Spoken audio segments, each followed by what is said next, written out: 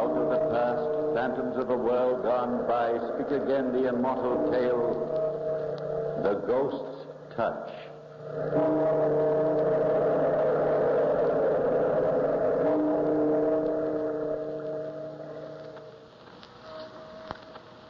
Is it true that when you are very close to death, the dead are really able to reach out to protect you? I don't know, but Ralph Zant and I had been married only a few months when he died. We had been so completely and deeply in love that the memory of the happiness we had found is a thing which will always dominate my life. Well, John Stevens, one of Ralph's best friends, had invited me to spend some time with him on the coast where he had a large house. It was in the town where I had first met Ralph. Mrs. Stewart, my housekeeper and companion, went with me, and Paul Weston, another of Ralph's closest friends, was also there. But he lived in his own house nearby. I had been enjoying my stay there immensely. John had not been with us much, but Mrs. Stewart and I enjoyed the park and the beach. John had been particularly careful about my food, a fact which greatly pleased me. One morning, Mrs. Stewart and I had just returned from the beach. We were standing in the great front hall of the house when she brought up something I know had been on both our minds ever since we'd arrived.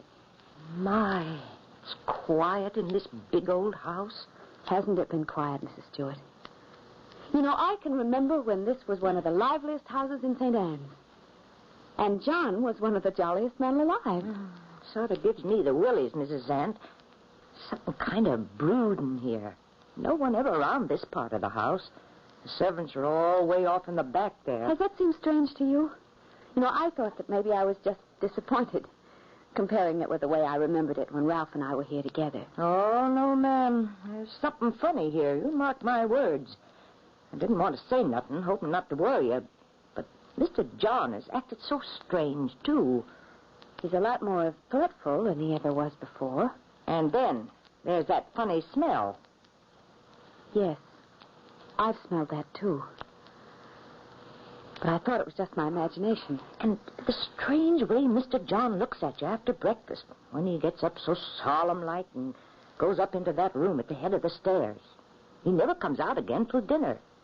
So what's in that room anyway, Mrs. Zant? Well, I don't know. It's a study of some sort, I guess, where John's doing some work. You know, yesterday I got hunting for that smell, and I traced it right to that door. I sniffed all around there and tried to decide what it was. I heard something in there, too. What? Mr. John was in there. I could hear him muttering to himself. No words, mind you, just muttering. And every once in a while, it sounded as though he was stirring something in the glass.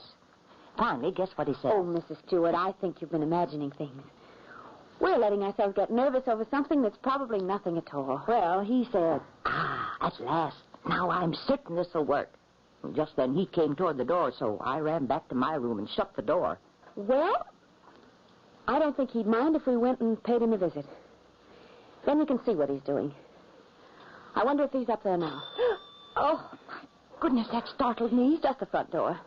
Why, it's Mr. Paul. I can see him through the glass in the door. I'll just let him in. It takes these servants here so long to get from way back where they are. Oh, hello, Mrs. Stewart. Is Mrs. Zant here? Hello, Paul. Come on in. Oh, why, Dorothy. What are you standing there like that for? You look worried, and as though you're just about to do something about it. Well, Paul, as a matter of fact, we were just going up to pay John a visit in his study. There at the head of the stairs. Study? Why, Dorothy, didn't he tell you what that is? No.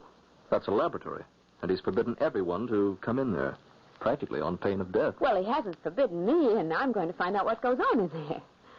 I think that was a little mean of him. Oh, Mrs. Zant, do you think you'd better? Certainly I do. And I'm going up now. Well, I might as well get hung for a sheep as a lamb. I'll come along, too. Come on, Mrs. Stewart. Well, you aren't frightened, are you, Mrs. Stewart? There's no telling what we may find. Well, it can't be too awful. John's no demon, anyway.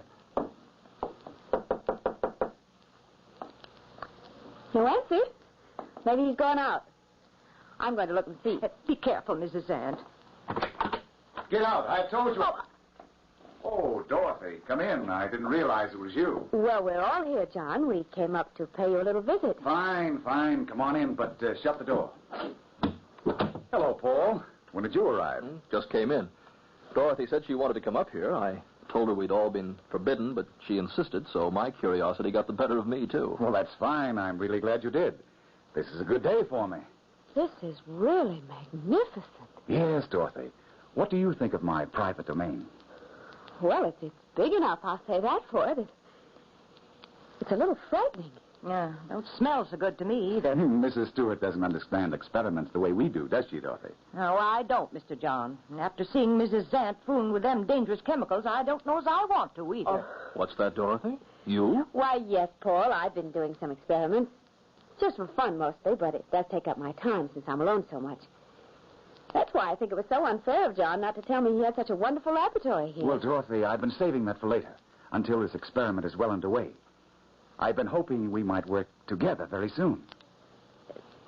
John, what are those tables over there? They look like... They're dissecting tables? Yes, that's what they are. Well, of course, if you're going in for anatomy on the side, I'm afraid you'll leave me way behind. Why, no, my dear, quite the contrary. I had hoped you'd follow right along. I'm sure you will with this new experiment.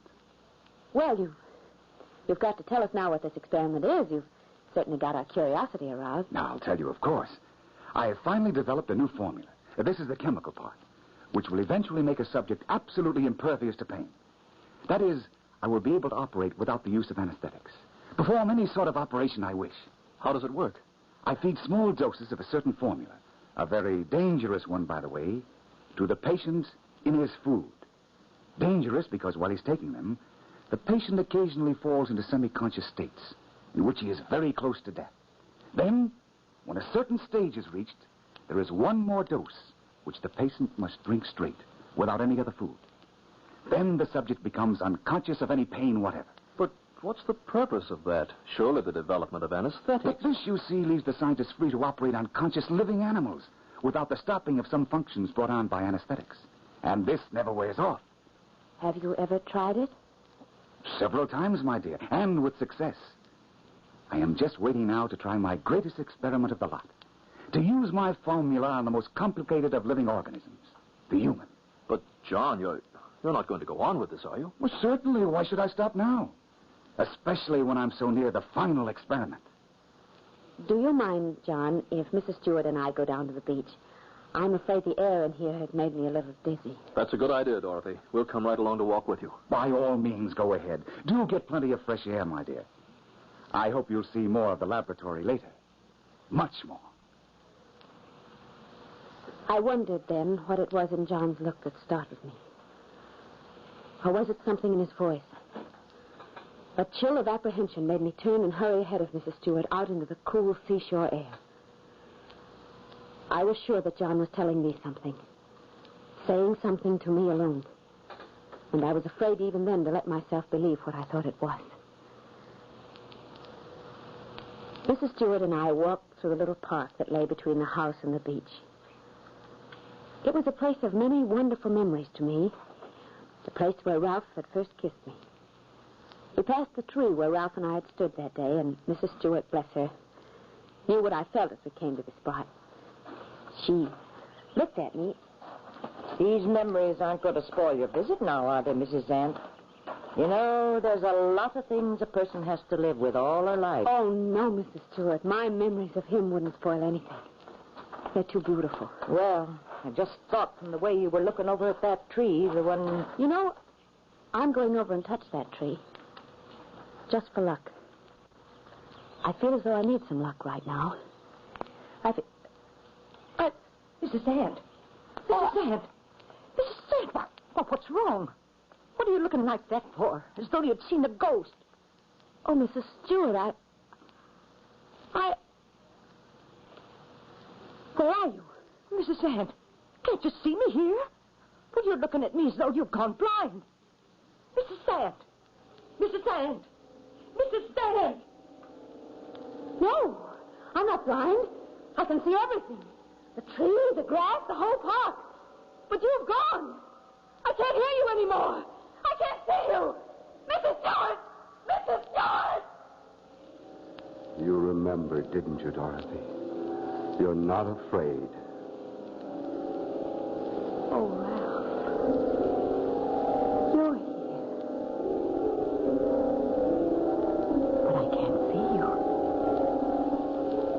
seems as though I can feel your hand on mine. But I can't see you. I'm right here beside you, darling. Always beside you. You've been gone so long, Ralph. I'm always beside you. But I haven't seen you. I haven't been with you before. Dorothy. Dorothy, darling. It can't be for long this time either. They're coming soon. They're on their way now. Who, my dearest? All of them. Don't forget the others. They'll be here. Don't forget the others. Why can't I see you, Ralph, when I want to so much? I can still feel you. It seems as though you have your arm around me. Oh, Ralph. Oh, Ralph. I'm here, though. Right here with you, my darling. Why didn't you let me know before that we were so near to each other? Because you had to come a long way to me first. And now it's time for you to know it certainly. You already know why. Are you here to protect me? You are. You are, I know it. But from what, Ralph? From what? Dorothy! Dorothy! Mrs. Sand! Oh, thank heavens, Mrs. Sand! You are, aren't you, Ralph? You will protect me. I'll come back to see you here, Ralph. I'll come back. Ralph! Where are you? Why don't you answer? Oh, Ralph, where are you? Dorothy, it's all right. Dorothy, can't you hear me? Can't you see me? Oh, Paul. Paul, it's you. Yes, Dorothy. Do you feel all right? Oh, Mrs. Stewart. Oh, Mrs. Sand, I ran and found Mr. Paul as fast as I could. You stood there looking straight at me and you wouldn't answer me. You didn't even see me when I put my hand up in front of your face. Oh, you gave me an awful fright. Mrs. Stewart came running for us. She said you seemed to have gone into a trance. I came as soon as I could. She's all right now, isn't she? Yes, now she is. But it certainly is strange. Not strange at all. In fact, rather to be expected. Why, Mr. John, Mrs. Zant hasn't ever had anything like that before. You didn't even see how she was. Mr. Paul here can tell you. Why expected, John? Oh, perhaps the air in the laboratory upset her. Perhaps something she ate. Who knows?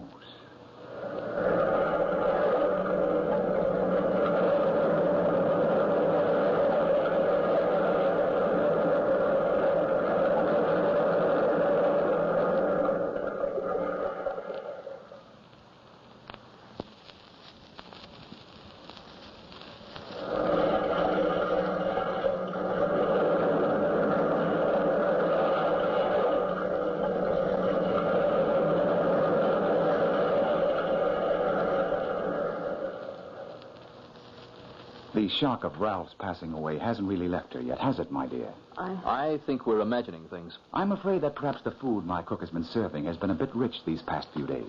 I spoke to her about it this morning. You all right now, Mrs. Zant? Oh, quite all right, thank you. I think we'd better go down to the beach. I'll come along with you, Dorothy. If you'll excuse me, I must get back to the laboratory. My dog has been acting rather strangely in the last few minutes. Something very interesting may develop. Will you excuse me? Certainly, John. We'll be back shortly. Don't hurry. Dinner won't be ready for a while, and that's all you need to be back for. I'll see you later. Dorothy, I don't like this at all. Are you afraid of something, Paul? Mr. Paul means this funny spell you just had, and I agree with him. It was very strange, but it was very wonderful. Tell me, Dorothy, you know something about chemistry. Would it be possible for John actually to do what he says he has done? Well, there are a great many strange things that can be done with chemistry, Paul. And I believe, yes, that a mind bent on such an insane purpose could probably develop such a combination. But wouldn't it be very dangerous? You're thinking of that spell I just had in connection with it, aren't you? Well, he did say some strange things there in the laboratory. And you may be very right, too, Paul, in suspecting him. I may already have been... Dorothy. Oh, Mrs. Sand, no. Please, let's go home today. But, Dorothy, if you think... No, Paul. Something happened when I was standing under that tree. I talked to Ralph. But, Dorothy... And I promised to go back to talk to him again tomorrow. You see, I have to stay here now, because I must talk to him again. It isn't possible. I may be in great danger, Paul. Even this minute, here with you on this sunny beach, I may be very near to death. But I want to see whether what I believe is true. Because perhaps I am so close to death that the spirit of the man who loves me can reach across the narrow space that divides us and protect me.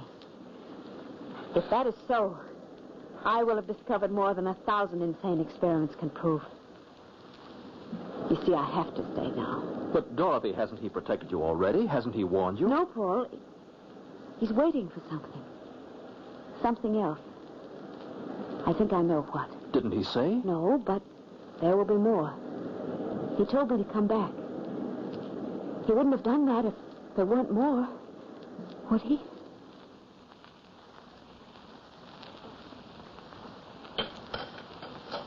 Shall I have the main dish brought in? Are you both ready? I think you'll find the dinner very good tonight. Since I spoke to the cook this morning, she... Oh, here it is now.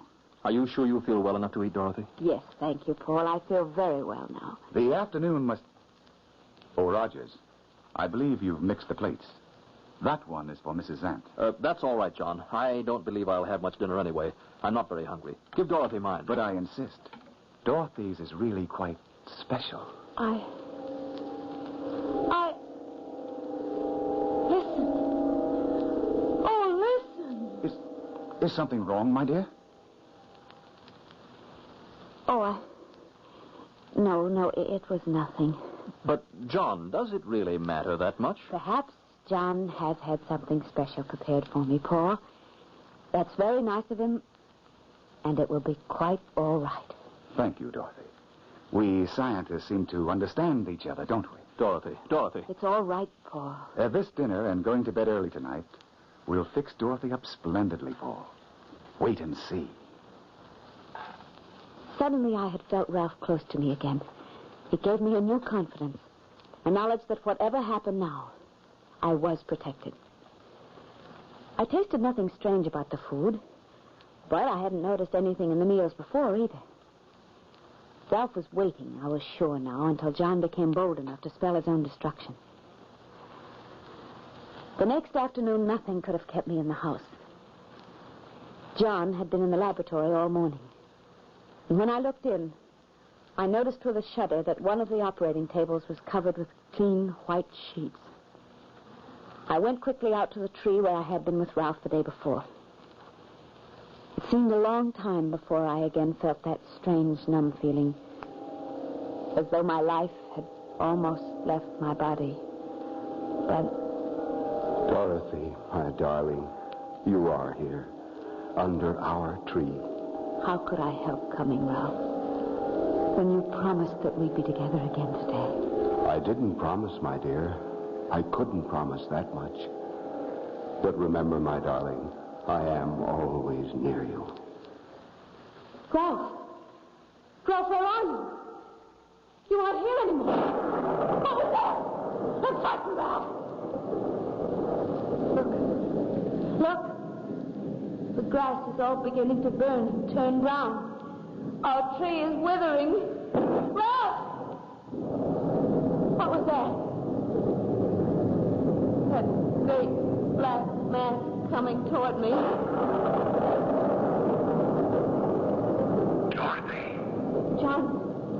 John, where did you come from? I can only see your face staring at me out of that awful darkness. It's all right, isn't it, Dorothy? You're going to be all right. You said so last night. And you know it's true, don't you? What's true? I don't know anything now. Where's Ralph? Oh, John, why are you frightening me this way? Ralph! Ralph! You're going to be all right now. Aren't you, Dorothy? All right now.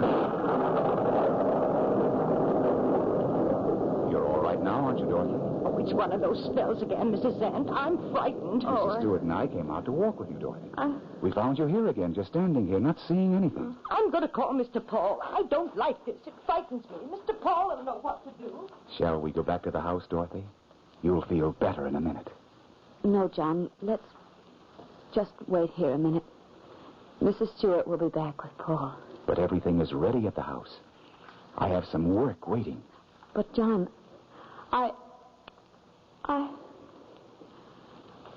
that darkness all around you. I can't see anything but your face again. You will follow me back to the house, won't you, Dorothy? it. Of course you will. Yes, John. Of course. I'll come with you. Everything here is brown and burnt. Park has grown so withered. It's horrible here now.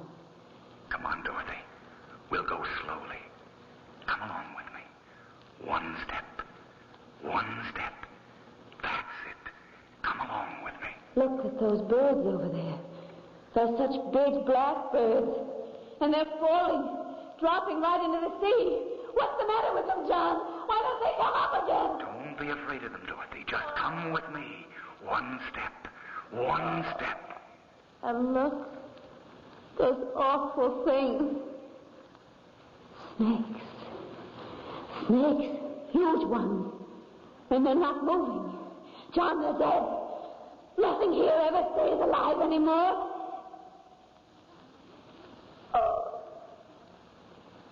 Oh, it's hard. It's hard. It's burning hot. It doesn't matter now, Dorothy. Nothing will hurt anymore. One step. One step. Here's the door. The door to the house. Wait. Wait while I open it. But John, it's open. It's open and it's all dark in there. So dark I can't even see your face anymore. John, where are you? Right here, Dorothy. Come up the stairs. One step. One step. But everything is so confused. I can't find the stairs. I can't find anything. It isn't real. Everything is mixed up. I've lost something. I've lost something I can't remember. We're almost there, Dorothy. One step. One step. I can't remember. It was... Ralph! Ralph! Ralph, where are you? I'm afraid. I'm alone here in the darkness. There's no one here. Even John has gone away now, and there isn't any light. Ralph! Oh, Ralph. Oh, Ralph, you are near me. I can feel you here now. I'm not alone. It's near now. It's almost time, my darling. Here, let me hold your hand. I can feel your hand on mine, Ralph. But I still can't see you. It's so dark in here. Come on, Dorothy. The stairs are there. One step. One step. Oh, Ralph, your hand is helping me along. Hold me tight. In here, Dorothy. Right in here. This is where we'll work, isn't it? It's the laboratory, Ralph. This horrible, evil-smelling laboratory. Ralph, I'm afraid. Why don't you speak to me? Now we're all right, Dorothy. Now we'll work together, won't we? I'm thirsty. I'm so terribly thirsty.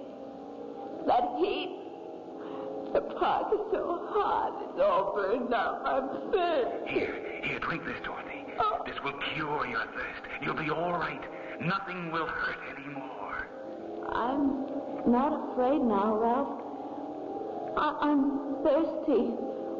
Why can't I have a drink? It'll be all right. That's right, Dorothy. Drink this. Let me hold it up to your lips. I'm so thirsty. I'm going to... Don't let go of me, Ralph!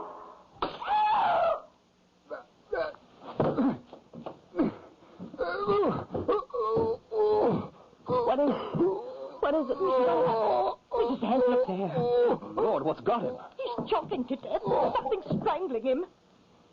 John. John. He's dead. Oh! He was just holding that glass to your lips, Dorothy, when we came in, and suddenly it shook out of his hand as though someone had grabbed hold of his wrist. A powerful hand. It was like as if a ghost had reached out and knocked that glass out of his hand. Someone did, Paul. Ralph. But no one was here. It couldn't have been. Oh, Mrs. Sam. I was protected. I knew I would be. Ralph was able to reach across and save me, Paul. I know it.